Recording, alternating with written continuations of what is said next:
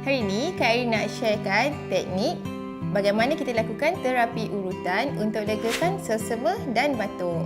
Ada 3 bahagian utama dalam teknik urutan ni, iaitu dada, tapak kaki dan juga T-zone, iaitu di bahagian muka.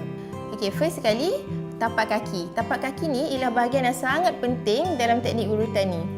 So teknik yang kita guna ialah teknik Vital Flex. Teknik Vital Flex ni dia akan mewujudkan cas elektrik yang akan membantu untuk menyeimbangkan sistem kesihatan badan anak kita. Mula-mula kita titikkan 2 titik narina fluid terapi di tapak tangan. Kemudian kita ratakan dengan 4 jari dengan gerakan membulat mengikut arah jam sebanyak 3 kali. Okey, kemudian kita letakkan jari secara rata pada tapak kaki anak, iaitu di bahagian refleks dada dan paru-paru.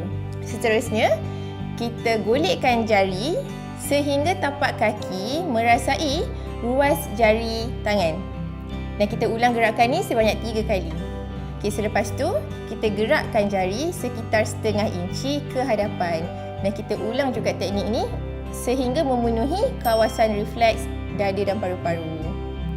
Dan seterusnya, kita boleh urut lembut di setiap jari kaki anak kita, iaitu di bahagian refleks sinus.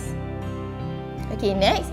Seterusnya kita lakukan teknik terapi urutan di bahagian dada.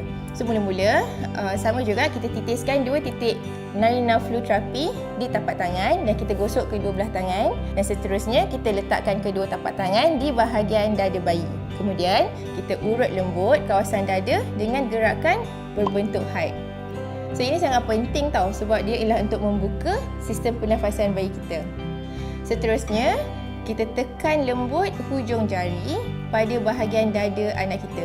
So sama seperti gerakan hujan turun rintik-rintik. Alright. Dan seterusnya, bahagian yang ketiga ialah bahagian T-zone, iaitu di bahagian muka. So untuk bahagian ni, kita urut lembut di bahagian atas kedua belah kening menggunakan ibu jari tangan. So kita mulakan dari hujung dalam bahagian mata ke hujung bahagian luar.